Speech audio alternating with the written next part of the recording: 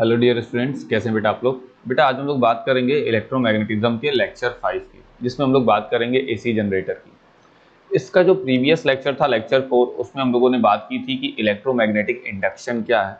ये जो electric current हमारा जनरेट होता है, ठीक है, इसको हम मैग्नेटिक इफेक्ट से किस तरीके से जनरेट कर सकते हैं। फैराडे लॉ को देखा था, फैराडे के एक्सपेरिमेंट को देखा था कि करंट किस तरीके से इंड्यूस होता है किसी कंडक्टर में अगर उसको एक रिलेटिव मोशन मिले किसी मैग्नेटिक फील्ड में।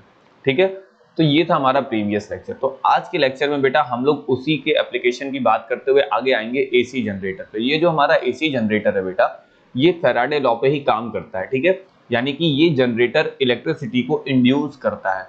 अब कैसे इंड्यूस करेगा, आपने प्रीवियस लेक्चर में पढ़ा कि अगर किसी मैग्नेटिक फील्ड में किसी कंडक्टिंग वायर का एक रिलेटिव मोशन होता है तो उस वायर में करंट इंड्यूस हो जाता है, और इस दैट्स वाई इसे हम क्या कहते हैं, एसी जनरेटर। ये क्या होता है आप समझिएगा। यहाँ एसी जनरेटर का मतलब क्या हुआ, ये अल्टरनेट करंट। एसी का मतलब होता है बेटा अल्टरनेट करंट। जब हम लोग मोटर के बारे में पढ़ रहे थे बेटा, तो वहां हम लोगों ने बात की थी डीसी मोटर की। डीसी का मतलब होता है डायरेक्ट करंट। डीसी का मतलब बेटा होता है डायरेक्ट करंट, और यहां पर एसी का मतलब होता है अल्टरनेट करंट। ठीक है, अल्टरनेट करंट। ठीक है, अल्टरनेट करंट का मतलब बार बार इसकी डायरेक्शन चेंज हो रही है, और डायरेक्ट करंट का मतलब यहां पर इसकी डायरेक्शन चेंज नहीं हो रही है। ठीक है, अल्टरनेट में बार बार डायरेक्शन चेंज होती है। तो अब इसको थोड़ा सा समझते हैं। देखिए क्या कह रहा है, कह रहा है N AC generator is a device which convert the mechanical energy into the electrical energy using the principle of electromagnetic induction. यानी कि ये इलेक्ट्रोमैग्नेटिक इंडक्शन के प्रिंसिपल को यूज करके क्या करता है, एक मैकेनिकल एनर्जी को इलेक्ट्रिकल एनर्जी में कन्वर्ट करता है। ओके, आगे देखते हैं। अब देखिएगा, ये आपको एक स्ट्रक्चर दिया है जनरेटर का। इस स्ट्रक्चर में बेसिकली क्या होता है, इससे रिलेटेड चीजों को समझते हैं। देखिए पहले तो आपको दो हॉर्सशू मैग्नेट लेने पड़ते हैं, जो कि दो की अलग अलग पोलैरिटी के आपको दिखाएंगे। ये है नॉर्थ पोल और ये है आपका साउथ पोल। ये दो अलग अलग पोलैरिटी के हैं। साथ ही साथ अब आपको यहाँ पर एक क्या लेना पड़ता है, आर्मेचर लेना पड़ता है, जिसे आप कहते हैं शाफ्ट वगैरह। ये हमारा आर्मेचर होता है। इस पे सॉफ्ट आयरन कोर होता है। बेसिकली इस पे क्वाइलिंग की जाती है। कंडक्टिंग वायर की क्या होती है बेटा, इस पे क्वाइलिंग होती है, और इससे कनेक्ट होता है हमारा एक एक्सेल। इस पे क्वाइलिंग होती है। अब ये चार कॉर्नर है, चारों का नाम अलग अलग दे दिया। अब इन ये अटैच होते हैं। अब देखिए एक वायर जो है ये S1 से अटैच है, यानी कि स्लिप रिंग है। ये क्या है बेटा, यहाँ पे दिमाग में एकदम बैठा लीजिए कि एसी में स्लिप रिंग होती है। क्या होती है बेटा, स्लिप रिंग होती है। ये स्लिप रिंग है S1। S1 से एक वायर कनेक्ट है, और दूसरा एंड जो होगा वायर का वो S2 से कनेक्ट होगा, यानी कि स्लिप रिंग S2। अब ये स्लिप रिंग क्या होती है, देखो जब बेटा हम लोग डीसी मोटर की बात कर रहे थे तो वहां हम लोगों ने पढ़ा था स्प्लिट रिंग। ठीक है, वहां हम लोगों ने क्या बात की थी बेटा, स्प्लिट रिंग की। लेकिन एसी में किसकी बात कर रहे हो बेटा, स्लिप रिंग की बात कर रहे हो आप। ठीक है, वहां जो रिंग थी वो कुछ सेमी सर्कुलर फॉर्म में थी। एक ही सिंगल रिंग थी वहां पर, सेमी सर्कुलर फॉर्म में। एक से पहला वायर कनेक्ट था, दूसरे से दूसरा। लेकिन यहां पर स्लिप रिंग है जो कि कंप्लीटली है, और वो भी दो है। वहां पर एक सिंगल थी, यहाँ पर टू रिंग्स हैं, यानी कि पहले रिंग से पहला वायर का एंड और दूसरे स्लिप रिंग से दूसरे वायर का and. That's why this is called slip ring. ये क्या कहलाती है बेटा, स्लिप रिंग्स कहलाती हैं। ये चीज हमेशा दिमाग में रखिएगा, they are called slip rings. अब इन स्लिप रिंग से अटैच होते हैं, यानी कि कांटेक्ट में केवल आते हैं brushes, that is called B1 and that is called B2। अब देखिएगा इसमें होता क्या है, इसमें एक relative motion slip rings motion करती हैं, लेकिन ब्रशेस मोशन नहीं करते हैं। यहाँ पर ब्रश मोशन नहीं करते हैं, याद रखिएगा, ब्रश अपनी जगह फिक्स रहते हैं। तो यहाँ पर क्या क्या चीजें आपको चाहिए होती है, देखिएगा इसका पूरा समझिएगा सिस्टम। ये होता है स्लिप रिंग, ये होता है ब्रश, और फिर यहाँ पर ये कंडक्टिंग वायर, और ये हमारा लोड जिसको करंट की जरूरत है। ठीक है, जिसको करंट की जरूरत है। तो ये हमारा मैग्नेट हो गया। मैग्नेट के बाद हमारा armature, soft iron core, axle, ये सब हो गया। ब्रशेस हो गए, कंडक्टिंग वायर हो गया, और इस तरीके से हमारा सारा स्ट्रक्चर हो गया। अब इसमें जब मोशन होता है, रिलेटिव मोशन होता है, तो किस तरीके से करंट जनरेट होती है और उसकी डायरेक्शन क्या होती है, इसको हम लोग आगे की तरफ देखते हैं। देखिएगा यहां पर क्या कह रहा है, समझिएगा। अब जैसे कह रहा है plane of coil normal to the magnetic field initial. अब समझिएगा कि जब आप इसको रोटेट कर रहे हैं तो क्या हो रहा है, ठीक है, आप क्या कर रहे हैं बेटा, इसको रोटेट कर रहे हैं तो क्या हो रहा है। तो देखिएगा पहले एक नॉर्मल कंडीशन में था, अभी आपको इसको रोटेट करना है। क्या करना है बेटा, रोटेट करना है, ठीक है। कौन किस तरफ रोटेट करना है, एंटी क्लॉक या क्लॉक, जैसे भी डायरेक्शन में आप रोटेट करना चाहें आप इसको आराम से रोटेट कर सकते हैं। तो अगर मैं इसको रोटेट करता हूं तो क्या होगा, तो मान लीजिए अगर आप इसको जैसे कि डायरेक्शन, गिवन डायरेक्शन अगर आप इस तरफ रोटेट करते हैं तो मैग्नेटिक फील्ड की डायरेक्शन ये है। अब ध्यान दीजिएगा, अगर मैग्नेटिक फील्ड की डायरेक्शन ये है और अगर आप इसको रोटेट कर रहे हैं तो यानी कि एक पॉइंट पर जो फोर्स लगेगा एक साइड में नीचे लगेगा और दूसरे साइड में ऊपर लगेगा, यानी कि इस पॉइंट पर नीचे की तरफ और इस पॉइंट पर ऊपर की तरफ। तो करंट की डायरेक्शन इंड्यूस होने की क्या होगी, तो देखते हैं। ये हमारा मोशन, ये और ये करंट की डायरेक्शन, समझिएगा ये हमारा रिलेटिव मोशन। अगर मैं बात करता हूं, ध्यान दीजिएगा, मैं बात कर रहा हूं C2D का। C2D में ये नीचे की तरफ गया और ये मैग्नेटिक फील्ड की डायरेक्शन है, तो करंट कैसे इंड्यूस होगा, इस तरफ इंड्यूस होगा, यानी कि करंट की डायरेक्शन इस तरफ इंड्यूस हो रही है। तो आप देखेंगे कि जब ये मोशन करेगा तो C और D जब नीचे की तरफ जाएगा तो करंट की डायरेक्शन इस तरफ इंड्यूस होगी, वेयर एज B और A पोर्शन ऊपर की तरफ आएगा। तो बेटा ये भी देख लो कि मैग्नेटिक फील्ड की डायरेक्शन ये है, अब ये ऊपर की ओर आ रहा है, ठीक है, that is the magnetic field direction, that is the motion and that is current. So current की डायरेक्शन ये हो जाएगी, तो ये करंट इस तरफ साइड में जाएगा, ठीक है, that is the direction of the current, ठीक है। ये इतना प्रोसेस होगा। तो अगर इसको आप इस तरीके से रोटेट कर रहे हैं तो इस तरीके से करंट इंड्यूस होंगे, ठीक है। अब होता क्या है कि ये करंट आगे आते हैं। अब देखो ये जो CD वाला करंट है ये कनेक्ट है स्लिप रिंग 2 से, तो ये स्लिप रिंग 2 से जाएगा कहां पर, ब्रश 2 में, ब्रश 2। अब ब्रश 2 होता क्या, बेसिकली ये कार्बन ब्रशेज होते हैं, ठीक है। अब ये आगे की तरफ जाएंगे और यहां पर देखो करंट की डायरेक्शन इस तरीके से बनेगी और ये ऊपर जाएंगे। अब होता क्या है, ये ऐसे करते करते घूमते हुए जा रहे हैं, ठीक है, ये घूमते हुए जा रहे हैं, लेकिन in case after the half rotation देखो होगा क्या यहाँ पर, ये घूमेंगे, ठीक है, इस तरीके से घूम रहे हैं। आफ्टर द हाफ रोटेशन इनका ये जो BC पॉइंट है या सॉरी इनका जो AB पॉइंट है वो AB पॉइंट रोटेट होकर यहां पहुंच गया और CD पॉइंट रोटेट होकर यहां पहुंच गया। लेकिन याद रखना कि ये अपने सेम, ध्यान दीजिएगा, ये अपने सेम रिंग से कनेक्टेड है, ये डिफरेंट रिंग पर बार बार अलग अलग रिंग पे नहीं जा रहा है, ये सेम रिंग से कनेक्टेड है। तो अब होगा क्या, जब ये वापस इधर आ जाएगा तो बस रिलेटिव पोजीशन की बात करिए, इस पोजीशन पर डाउनवर्ड डायरेक्शन में मोशन हो रहा था तो डाउनवर्ड डायरेक्शन में इसमें मोशन हुआ, ठीक है। मैग्नेटिक फील्ड ऑफ लाइन यही है, so that is the magnetic field of line यही है, so the current induce is this. तो ये हो गया करंट इंड्यूस की डायरेक्शन, यानी कि करंट अब B to A नीचे जाएगा। अब याद रखना पहली कंडीशन में करंट A to B जा रहा था, यहां पर करंट कैसे जा रहा था बेटा, A to B and C to D जा रहा था। लेकिन इस कंडीशन में आफ्टर द हाफ रोटेशन में करंट B to A जा रहा है और D to C जा रहा है। अब देखिएगा, अब बात करेंगे अगर BA की, तो यहां ध्यान देना पहली वाली कंडीशन, जो BA पॉइंट था वो कनेक्टेड था स्लिप रिंग 1 से। जो BA पॉइंट है देखो वायर किससे कनेक्टेड है बेटा, स्लिप रिंग 1 से। तो अभी करंट B1 से S1 में जा रही है। देखो पूरे स्ट्रक्चर को समझना कि अभी करंट इंड्यूस हुई, करंट B2, करंट की डायरेक्शन B2 से S2 से B2 हुई और फिर ये B2 से B1 में गई, उसके बाद S1 में गई, ये करंट की डायरेक्शन थी। लेकिन आफ्टर द हाफ रोटेशन हो क्या रहा है समझिएगा, कि जब करंट की डायरेक्शन B to A हो गई तब ये पहले कहां जा रही है, S1 में जा रही है, ठीक है, और उसके बाद B1 में जा रही है और फिर उसके बाद B2 में जा रही है और फिर S2 में जा रही है। तो यहां पर भी करंट की डायरेक्शन आपको चेंज होती हुई दिखाई दे रही है। तो अब यहां पर क्या है, इस बार जो करंट की डायरेक्शन हो गई बेटा वो किसके किसके साथ हो गई, अब यहां पर S1 था, तो यहां पर जो करंट पहले फ्लो हो रहा है अब ये S1 से होकर फ्लो हो रही है। पहले S2 में थी, फिर B2 में गई, पहले ऐसे फ्लो हो रही थी, इस बार करंट पहले S1 में गया, जस्ट अपोजिट हो गया, फिर B1 में गया, फिर B2 में गया और फिर S2 में गया, ठीक है। और करंट की डायरेक्शन चूंकि आप देख ही रहे हैं अल्टरनेट है, तो बार बार यहां पर करंट की डायरेक्शन क्या हो रही है बेटा, चेंज हो रही है, बार बार करंट की डायरेक्शन क्या हो रही है, चेंज हो रही है। हाँ अब देखिए यहां पर एक केस ये ले रहा है कि ये केस क्या है, जब ये एकदम 180 डिग्री पर, जैसे मैं बात कर लेता हूं एंगल्स की, जब ये मोशन कर रहे हैं तो ये 90 डिग्री पर है, देन इट इज गुड, चलो यहाँ पे फ्लो हो रहा है। लेकिन जब ये पूरा का पूरा 180 आफ्टर 180 रोटेशन एक तरीके से बीच में आ जा रहा है तो क्या हो रहा है, तो ये 270 रोटेशन का मोशन, रिलेटिव मोशन की बात कर रहा है, ठीक है।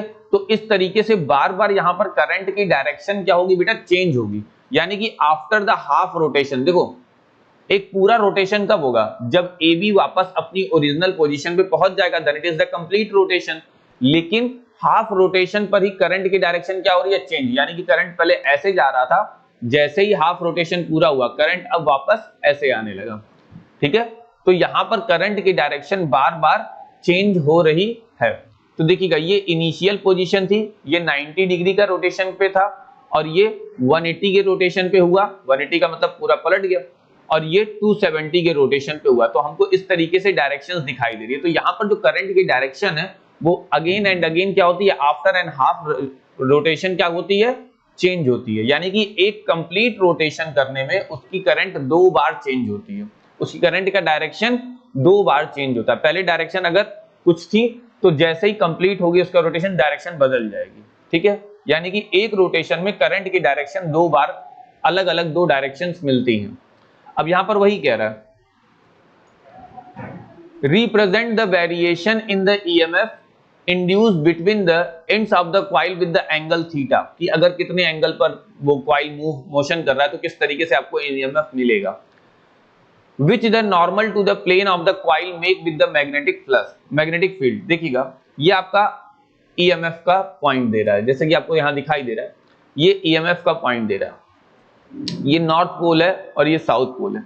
अगर आप इसको एंटी क्लॉकवाइज 0 डिग्री पर है तो there is no EMF, at the 0 degree there is no EMF. लेकिन जैसे ही वो घूमकर 90 डिग्री पर, पहले ऐसे था प्लेट, अब जैसे ही वो घूमकर 90 डिग्री पर आती है तो मैक्सिमम 90 डिग्री पर आई तो उसमें मैक्सिमम करंट प्रोड्यूस हुआ, उसमें मैक्सिमम करंट प्रोड्यूस हुआ। लेकिन जैसे जैसे वो वापस घूमकर वापस जाती है, यानी कि वापस 0 डिग्री की तरफ, यानी कि एक तरीके से 180 की तरफ जैसे जाती है, यानी कि आफ्टर द हाफ रोटेशन, जैसे ही उसका हाफ रोटेशन पूरा होता है फिर से ईएमएफ 0 हो जाता है। लेकिन ये कॉन्टिन्यूअस प्रोसेस है, फिर से करंट की डायरेक्शन फिर से क्या होता है, वो फिर से मोशन करता है, जैसे ही वो फिर से मोशन करता है फिर से ईएमएफ की डायरेक्शन इंक्रीज करती है। लेकिन अब चूंकि मोशन रिलेटिवली अपोजिट हो गया है, करंट की डायरेक्शन रिलेटिवली अपोजिट हो गई है, दैट्स व्हाई ये ग्राफ नीचे जाता हुआ दिखाई दे रहा है, यानी कि ये एक पर्टिकुलर डायरेक्शन है और नीचे की डायरेक्शन अलग है। तो यहाँ पर एसी में ये जो ऊपर और नीचे का ग्राफ देखते हैं ये आपकी डायरेक्शंस के बेसिस पर है।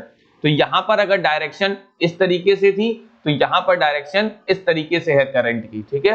तो 270 डिग्री पर ये डायरेक्शन यानी कि आएगा तो ये भी अपने मैक्सिमम पॉइंट पर, और कंप्लीट हो जाएगा जब 360 डिग्री का रोटेशन तो वापस से 0। अब क्योंकि ये कॉन्टिन्यूअस प्रोसेस है तो बार बार करंट की डायरेक्शन चेंज होती रहती है और इस तरीके से आपका ईएमएफ और डिस्प्लेसमेंट का ग्राफ बन जाता है, ठीक है, डिग्री के अकॉर्डिंग। यानी कि अगर आपके जो आर्मेचर है वो पर्टिकुलर अगर रोटेट कर रहा है तो कितने डिग्री पर है तो कितना ईएमएफ जनरेट होगा, तो 90 डिग्री पर मैक्सिमम ईएमएफ जनरेट हो जाता है। इज दैट क्लियर बेटा? तो इसको बहुत अच्छे से बहुत ध्यान से रखिएगा, ठीक है। हाँ, अब दो जो सबसे बेसिक और सबसे जरूरी चीजें हैं वो होती हैं बेटा इनका फिगर। आपसे क्वेश्चन करता है कि इलेक्ट्रिक मोटर डीसी मोटर का स्ट्रक्चर के साथ एक्सप्लेन करिए उसके पूरे प्रोसेस को प्लस पूरे वर्किंग को एक्सप्लेन करिए। तो इस टॉपिक डीसी मोटर का टॉपिक, एसी जनरेटर का टॉपिक जिसे हम अल्टरनेट करंट या डीसी करंट के नाम से भी दे सकते हैं, तो इनको एकदम अच्छे से इसकी प्रिपरेशन करनी है, इनके फिगर की प्रैक्टिस कर लेना, इनकी वर्किंग क्या है, प्रिंसिपल क्या है, इस पर थोड़ा सा फोकस जरूर करिएगा, ठीक है बेटा।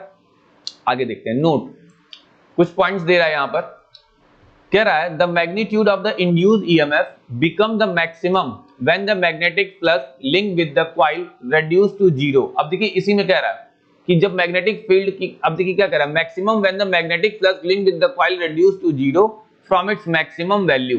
तो ये क्या कह रहा है, जब ये 0 से मैक्सिमम वैल्यू पर जाती है तो इंड्यूस्ड ईएमएफ क्या हो जाता है, मैक्सिमम हो जाता है। This happen when the plane of coil lies in the direction of magnetic field. अगर मैग्नेटिक फील्ड की डायरेक्शन में कॉइल का प्लेन लाई करता है, ठीक है, कॉइल का प्लेन यानी कि कॉइल इस तरीके, मान लीजिए एक तरफ ये नॉर्थ पोल है ये साउथ पोल है, और इस तरीके से लाई हो रही है plate, then it is the maximum. लेकिन अगर इस तरीके से लाई हो रही है, ठीक है, तो ये मिनिमम हो जाता है। दूसरा, the induced EMF becomes zero when the magnetic flux linked with the coil is maximum। अब क्या कर रहा है, जो induced EMF है वो जीरो हो जाता है अगर मैक्सिमम मैग्नेटिक फ्लक्स मिलता है, ठीक है। This happen when the plane of coil normal to the magnetic field। अब मैग्नेटिक फील्ड तो ऐसे है, और अगर ये नॉर्मल हो गया तो मैंने क्या कहा था, जीरो मिलेगा, ठीक है।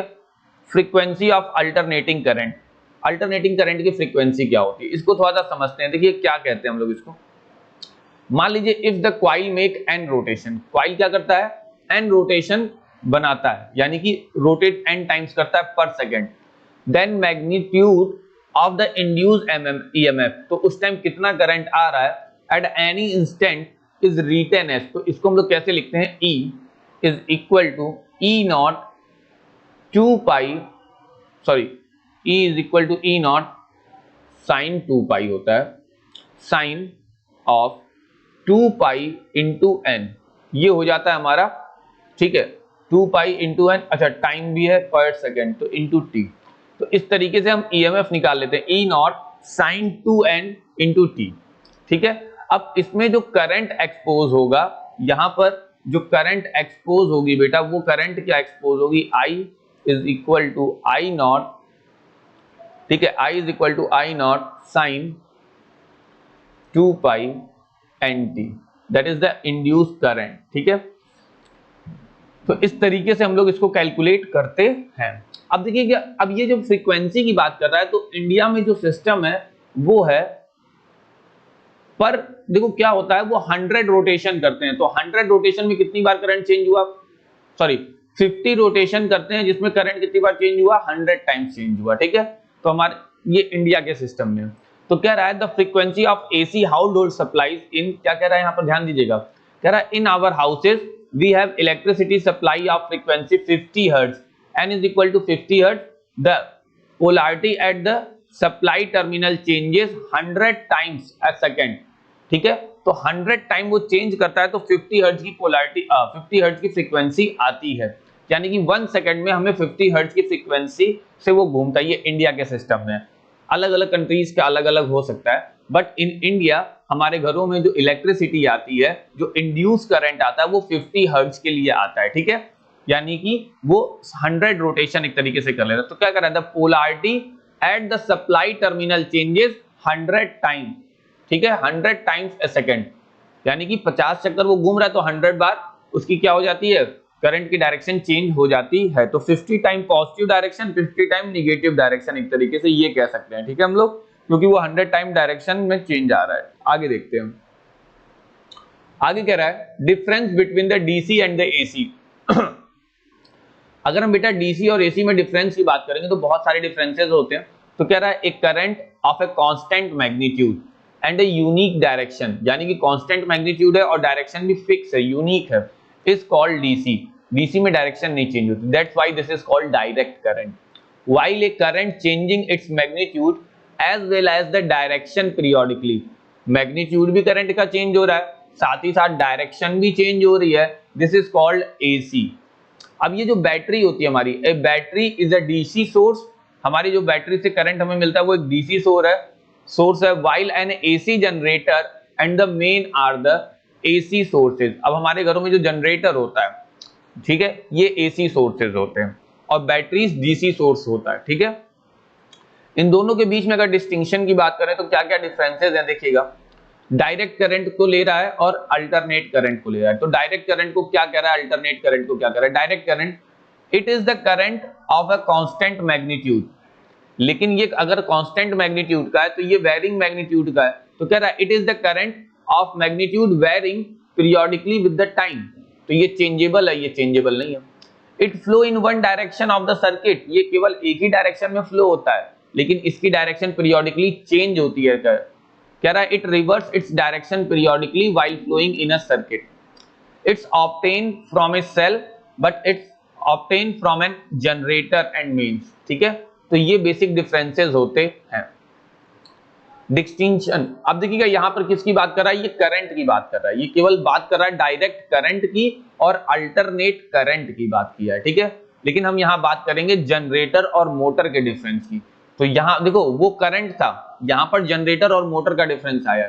तो distinction between the AC generator and the direct DC current motor यानी कि DC motor, AC generator and DC motor, इनके बीच में क्या डिफरेंसेस है इनको थोड़ा सा समझते हैं। देखिए क्या कह रहा है,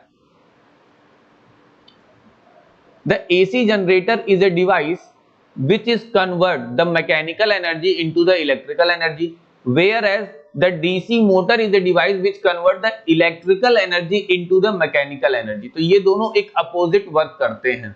AC करंट को जनरेट करता है with the help of the mechanical energy और DC क्या करता है with the help of the electrical energy, ये मैकेनिकल एनर्जी में स्पेंड करता है, यानी कि जस्ट अपोजिट होता है। AC generator, the a generator work on the principle of electromagnetic induction, ये इलेक्ट्रोमैग्नेटिक इंडक्शन पर काम करता है। ये किस पे काम करता है, इलेक्ट्रोमैग्नेटिक इंडक्शन पर। whereas the DC motor work on the principle of force acting on a current carrying conductor placed in the magnetic field। ठीक है। Third point, in a generator the coil is rotated in the magnetic field so as to produce an electric current। यहाँ पर current produce करने के लिए हम उसे rotate करते हैं, और यहाँ पर रोटेट करने के लिए हम करंट उसमें इंड्यूस करते हैं। क्या कर रहा है, in a DC motor the current from DC source flow in the coil placed in a magnetic field due to which the coil rotate कर सके इसलिए उसमें करंट भेजते हैं, और यहाँ पर करंट जनरेट हो सके इसलिए उसे रोटेट करते हैं। सोचो कितना अपोजिट वर्क है। A generator make use of two separate coaxial slip ring. इसमें दो अलग अलग स्लिप रिंग्स का यूज होता है, लेकिन इसमें एक सिंगल रिंग का यूज होता है। ठीक है, लेकिन उसके दो पार्ट बना दिए जाते हैं। A DC motor makes use of two part of slip ring which is considered as the split ring. अब डीसी में क्या बोलते हैं उसको, स्प्लिट रिंग या कम्यूटेटर भी बोल देते हैं। Which act as the commutator, इसको कम्यूटेटर भी बोलते हैं, स्प्लिट रिंग बोले या कम्यूटेटर बोले, बात एक ही। याद रखिएगा, कभी कभी आप बच्चे कम्यूटेटर और स्प्लिट रिंग में कंफ्यूज होते हैं, तो कभी कंफ्यूज मत होना, स्प्लिट रिंग और कम्यूटेटर। ठीक है, इनके बीच में बेटा अगर मैं, ये तो डिफरेंसेस हो गए, अगर मैं बात करूं कि इनके बीच में सिमिलैरिटीज क्या क्या है, तो आइए देख लेते हैं कि इनके बीच में सिमिलैरिटीज क्या क्या होती हैं। Similarities between the AC generator and the DC motor, कह रहा है both in AC generator and the DC motor. अगर मैं बात करता हूं एसी जनरेटर और डीसी जनरेटर की, इसमें क्या कर रहा है, a coil rotate in the magnetic field between the poles piece of a powerful electromagnet। यहां पर दोनों में एक काम तो होगा ही होगा, क्या कि इसमें जो कॉइल है वो मैग्नेटिक फील्ड के बीच में रोटेट करेगी। दूसरा कि इसमें एनर्जी का ट्रांसफॉर्मेशन होता है। ठीक है, both in AC generator and DC motor there is a transformation of energy from one form to the another form. अब कैसा चेंज होता है, अगर बात करते हैं डीसी की, तो डीसी में मैकेनिकल एनर्जी कन्वर्ट होती है ये मैंने गलत लिख दिया, यहां पर इलेक्ट्रिकल एनर्जी कन्वर्ट होती है मैकेनिकल में। इलेक्ट्रिकल एनर्जी कन्वर्ट होती है बेटा मैकेनिकल में, बट एसी में क्या होता है, मैकेनिकल एनर्जी कन्वर्ट होती है इलेक्ट्रिकल में। ठीक है, तो ये एनर्जी का कन्वर्जन होता है in the DC and the AC. इसको थोड़ा सा फोकस करिएगा बेटा। ठीक है, तो फिलहाल आज के लेक्चर में हम लोग इतना ही देखेंगे। एक बार देख लेते हैं क्या क्या देखा हम लोगों ने लेक्चर में। बात की बेटा सबसे पहले एसी जनरेटर की। एसी जनरेटर क्या होता है, इसके पार्ट्स क्या क्या होते हैं, इनके पार्ट्स का पर्टिकुलर वर्क क्या होता है, ये चीज हम लोगों ने देखी। अब एसी है तो इसका मतलब होता है अल्टरनेट करंट। तो एसी जनरेटर में जब ये पूरा फिगर आता है, स्टेप वाइज आपको समझाना होता है, तो याद रखिए आपको इसके फिगर की प्रैक्टिस जरूर करनी है। तो आप इसका पूरा फिगर बनाते हैं, ड्रॉ करते हैं, और किस तरीके से काम करना है ये आपको मालूम है। अब आप इसके फिगर के अकॉर्डिंग, रोटेशन के अकॉर्डिंग, हर एक पॉइंट्स के अकॉर्डिंग आपको डिस्क्रिप्शन भी लिखना होता है। ठीक है, कि अगर ये पोर्शन नीचे डाउनवर्ड डायरेक्शन में या अपवर्ड डायरेक्शन में जा रहा है तो उसका current towards the A to B या बी टू ए या सी टू डी या डी टू सी, इस डायरेक्शन में करंट फ्लो होता है, जो कि पहले ब्रश वन में, पहले स्प्लिट रिंग वन में, स्लिप रिंग वन में जाएगा, फिर ब्रश वन में जाएगा, फिर आफ्टर देन ब्रश टू में जाएगा, फिर स्लिप रिंग वन में जाएगा। और इस तरीके से आपको एक पूरा रोटेशन, पूरा एक कनेक्शन पॉइंट पूरा डिटेल करके लिखना होता है। ठीक है बेटा। तो बोर्ड एग्जाम के तौर पे अगर आप देखेंगे तो आपका ये बहुत ही इंपॉर्टेंट चीज होता है, इसको तो एकदम अच्छे से तैयार कीजिए। और चूंकि ये होता तो सिंपल है और मार्किंग बेस में बहुत अच्छी मिल जाती है आपको, यानी कि एक तरीके से मार्क गेनिंग चीजें होती हैं। एक बार समझ में आ जाएगा, आप फिगर बना लोगे तो आपके लिए बहुत ईजी हो जाएगा, ठीक है। नेक्स्ट देखते हैं। फिर इसके बाद हम लोगों ने एक ग्राफ के बारे में डिस्कस किया। ये ग्राफ एसी जनरेटर का था, वेरिएशन था ईएमएफ का, कब हमारा मैक्सिमम होगा कब मिनिमम ईएमएफ होगा, उससे रिलेटेड पॉइंट थे यहाँ पर। फिर हम लोगों ने बात की फ्रीक्वेंसी की, जो कि हमारे हाउस होल्ड सर्किट में क्या फ्रीक्वेंसी आती है, 50 हर्ट्ज की फ्रीक्वेंसी आती है। फिर डिस्टिंक्शन देखा अल्टरनेट करंट और डायरेक्ट करंट में। साथ ही साथ फिर अल्टरनेट एसी जनरेटर और डीसी मोटर में भी हम लोगों ने डिस्टिंक्शन देखा। फिर इसके बाद हम लोगों ने बात की इन दोनों के सिमिलरिटी की, ठीक है। तो फिलहाल बेटा आज का लेक्चर यहीं खत्म होता है, फिर हम लोग मिलेंगे नेक्स्ट लेक्चर में। Okay, bye bye.